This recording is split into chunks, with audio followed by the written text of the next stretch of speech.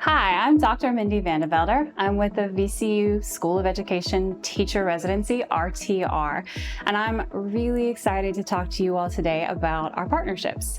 When I came onto RTR back in 2019, we had just expanded partnerships from Richmond into Henrico, Petersburg, and Chesterfield.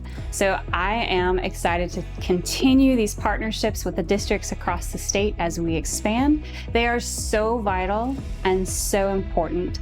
The partnerships lets us have a great place to put residents and have them learn from incredible teachers who are already in the classroom.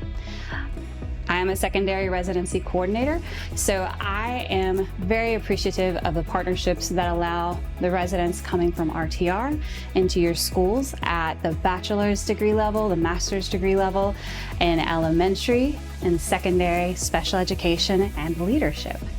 So we are very grateful to continue our expansion with our partners.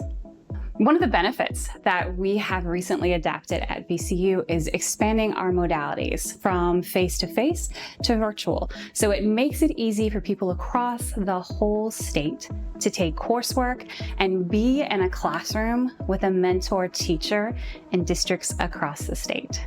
And we're grateful for these partnerships. As a secondary residency coordinator, one of the things that I really love to do is I love to go see students, our residents, apprentices, in the classrooms with their mentors. I like to see the partnership that just naturally comes when they're working so closely together as co-teachers in a classroom, eventually lead teacher, and our residents taking over solo. Coming in to your classroom, seeing how everything has so much care and so much work is put in to making the partnerships successful in the classroom. So our students, our residents, our apprentices can go for licensure with support of VDOE through the clinical continuum at VCU.